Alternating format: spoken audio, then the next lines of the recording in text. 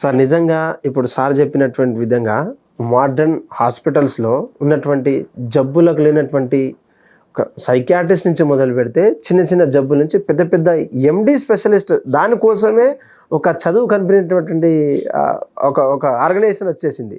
నిజంగా మనుషులకు ఎటువంటి జబ్బులు లేనటువంటి సమాజం ఎప్పుడు చూడవచ్చు మనం? ఆ ఫుడ్ లిటరసీ గురించి కూడా కొంచెం తలపేసి చెప్పండి. మీకు ఇట్ ఈస్ ఏ చాయిస్ అండి. ఓకే. చాలా దేశాల్లో కోతులను పట్టుకోవడానికి వెరీ సింపుల్ టెక్నిక్ వాడతారు. ఒక బోన్ ఉంటుంది, దానికి చిన్న హోల్ ఉంటుంది, ఆ హోల్లో పల్లీలు పెడతారు, వేరుశనక్కాయలు. ఇది ఇట్లా షార్ప్గా చేసుకుని లోపలికి పోనీయగలదు చేతిని. అవును. కోతి అక్కడికి వెళ్ళి పట్టుకుంటుంది. ఓకే. పట్టుకొని ఇంకా పట్టుకొని అవి పోకుండా తీసుకోవాలి కాబట్టి తీసుకోలేదు కాబట్టి ట్రై చేస్తూ ఉంటుంది ఇంకా అలానే. వాటిని వదిలేస్తే చేయి వచ్చేస్తుంది. ఇది లాక్కొని పీక్కునే లోపు వాడు వేటగాడు వచ్చి పట్టుకొని తీసుకెళ్ళిపోతాడు. ఓకే. మనుషుల పరిస్థితి కూడా అంతే. వీళ్ళని ఎవ్వరూ ఏమీ బలవంతం చేయరు. ఏం తినాలనేది it is a personal choice. అంతే కదా.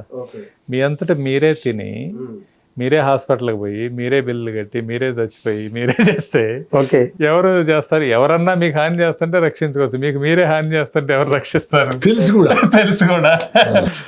దీనికి అంతటా కారణం ఏంటంటే మన పిల్లల్ని ఎల్కేజీలో ఐఐటి, ఐఐఎం, బిట్స్ ఈ కోర్సులు ఫౌండేషన్ కోర్సుల్లో పెడుతున్నాం ఎల్కేజీలో.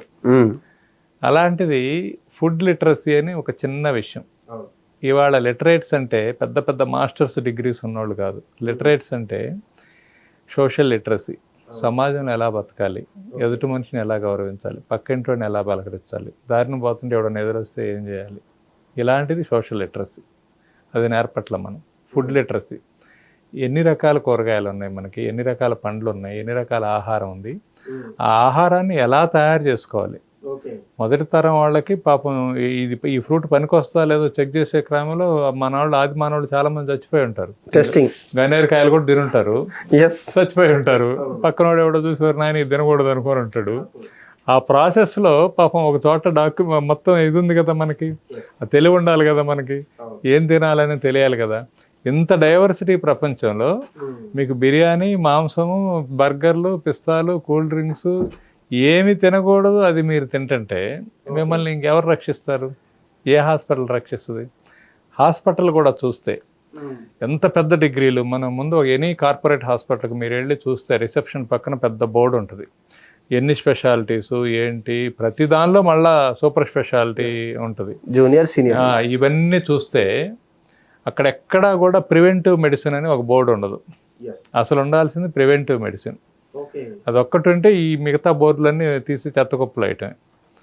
అంటే అసలు ముందు జాగ్రత్త చర్యగా తీసుకోవాల్సినటువంటి చిన్న చిన్న విషయాలు. ఓకే. ఇప్పుడు సార్ చెప్తా ఉంటారు, ఎప్పుడు నాకు గ్యాస్ ట్రబుల్ ఉండేది, అల్సర్ ఉండేది, సో జస్ట్ హంబుల్ రాగి జావా నేను ప్రయత్నంతో నేను ఐఎమ్ వెరీ మచ్ హ్యాపీ, సర్వరోగ నివారణ లాగా చాలా హాయిగా ఉంది, మీరు కూడా ట్రై చేయండి, బాగుంటే కంటిన్యూ చేయండి లేదని చెబుతారు. ఎంతోమంది చిన్న రాగి జావా ఒక రోజు మొత్తం మీద మీరు రాగి జావా మజ్జిగతో తీసుకోవడానికి 5 రూపాయలు ఖర్చు అవుద్ది మహా అయితే. అది మీకు బ్రహ్మాండం. ఎన్ని కూల్ డ్రింక్స్లు ఎంత ఇది మిమ్మల్ని రక్షిస్తుంది? ఇట్స్ ఏ పర్సనల్ చాయిస్ అండి.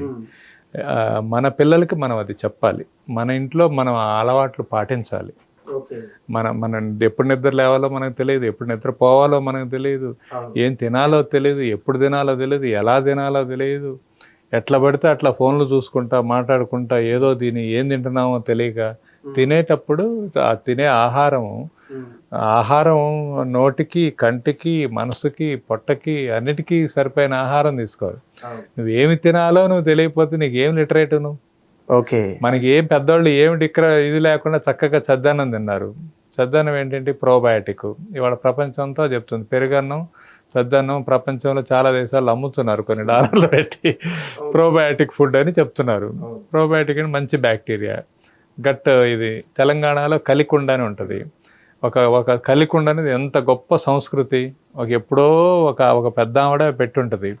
ఆవిడ వాడి కోడలికి చెప్తుంది ఏం చేయాలి, ఆవిడ కోడలికి చెప్తుంది, ఆవిడ ఇప్పటిదాకా మనదాకా ఒక గంగా ప్రవాహం లాగా వచ్చినటువంటి జ్ఞానం, దానిలో ఆరోగ్యం, సంస్కృతి, దాన్ని గౌరవించడం, దానికి బొట్టు పెట్టడం, దానికి దండం పెట్టుకోవడం అంటే అది మన ఆరోగ్యాన్ని కాపాడుతుంది. దాన్ని ఒక శక్తిలాగా చూస్తే మంచిది అనేది ఆ సంస్కారం, ఆ బాధ్యత, ఆ భావంతో ఆహారాన్ని తీసుకోవడం. ఇన్ని నేర్పిన దాన్ని మనం కలికొండగా కనపడకుండా చేసేసి దాన్ని బయటకు నొక్కేసేసి స్విగ్గీలో బిర్యానీ ఆర్డర్ చేసుకొని తింటే వాడేమన్నా మీ మేనమామ కొడుక, మీ మేనత్త కొడుక, మీ బాబాయ్ మీకు బ్రహ్మాండంగా మంచి ఆహారం పెడదాము మనవాడికి అనుకోవడానికి ఏదో అందరికేసినట్టు వేస్తాడు, కవర్లు వేస్తాడు, పడేస్తాడు. అది దేశం అంతా తిరిగి పొల్యూషన్, కార్లు, పొగ అంతా తిరుక్కుంటా మీ ఇంటికి వచ్చి మధ్యలో వాడు కూడా కాస్త రుచి చూస్తుంటాడు. Okay. So it is your choice అండి. ఫుడ్ లిటరసీ ఉండాలి, పిల్లలకి నేర్పాలి ఏం తినాలమ్మా ఏం తినకూడదు అనేది. అది ఇంట్లో ప్రాక్టీస్ ఉండాలి. మనం అందరం కలిసి చేస్తుంటే పిల్లల్ని ఆహారం తయారు చేసేటప్పుడు అదేదో అమ్మకు ఒక్కదానికి సంబంధించిన విషయం కాదు. ఏం జరుగుతుంది కిచెన్ అనేది ఇట్ ఈస్ యువర్ ల్యాబొరేటరీ. మిమ్మల్ని ఆరోగ్యాన్ని ఇచ్చే ఒక ల్యాబొరేటరీ. మీ కిచెన్లో ఏం ఉండాలి, ఏం ఉండకూడదు, ఏం కలిపితే ఏమవుతుంది, ఫుడ్ కంబైన్స్ ఏంటి, ఏది కలిపి తినకూడదు, ఏది కలిపి తినొచ్చు, ఏది ఏ టైంలో తినాలి, సాయంత్రం ఏం తినాలి, ఇదంతా బ్రహ్మాండమైన సైన్స్ ఉంది మనకి. జస్ట్ ఫాలో అండ్ ఇన్వాల్వ్ చేయండి, పిల్లల్ని ఇన్వాల్వ్ చేయండి, పిల్లలకి చెప్పండి, దాని ఇంపార్టెన్స్ చెప్పండి. ఏ స్కూలు ఇన్ని కూరగాయలు ఉన్నాయని చెప్పట్లేదు, ఇన్ని కూరగాయలు తినాలని చెప్పట్లేదు. పిల్లలు బంగాళదుంపలు తప్పితే వేరే కూరగాయ తింటలేదు. మీకు బీరకాయలు, బెండకాయలు, సొరకాయలు, పొట్లకాయలు, దొండకాయలు ఏ కూరగాయ గురించి వాళ్ళకి ఇంట్రెస్టే ఉండదు. అంటే ఒక రకంగా ఇది వ్యవసాయానికి కూడా ముప్పు. ఇలాంటి అలవాట్లు మనం చేయకపోతే ఇవన్నీ పండించి ఏం చేయాలి మరి? ఆ రకంగా దాన్ని మన కల్చరు, అగ్రికల్చరు రెండు దారుణంగా దెబ్బతింటున్నాయి, మన ఆరోగ్యం దెబ్బతింటం ద్వారా. సో ఇదంతా ఒక 360 degrees సబ్జెక్టు. వీటి గురించి అవగాహన ఉండాలి, ఇంట్లో చెప్పాలి, స్కూల్లో చెప్పాలి, పాఠ్యపుస్తకాల్లో చేర్చాలి.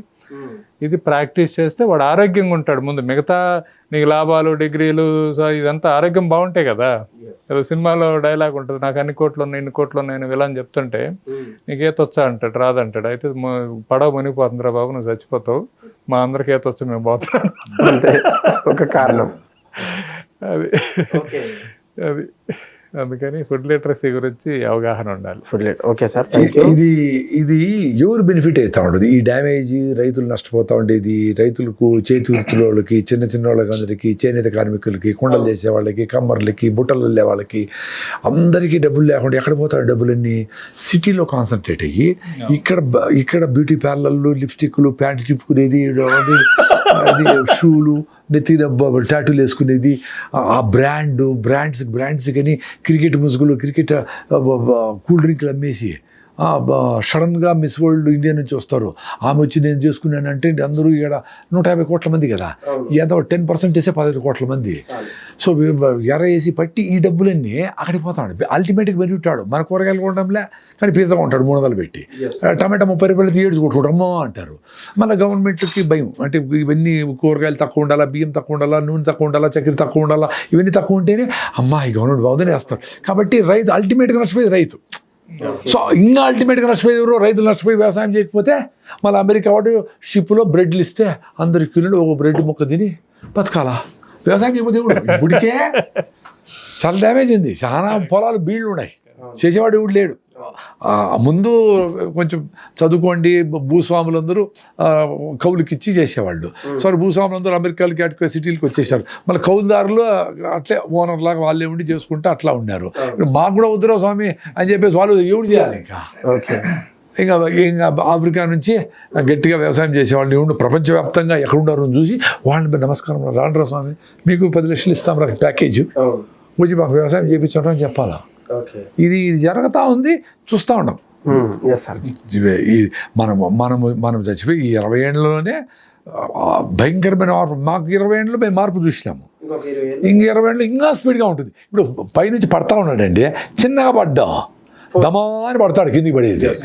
మనం ఏమనుకుంటామో ఏదో జరుగుతుంది, అవుతుంది, ఇంకేదో జరుగుతుంది అని ఏదో ఇంక నిలిచిపోతాంలే అనుకుంటుంది. పడేది జాగ్రత్తగా కుషన్ పెట్టుకొని పడాలా.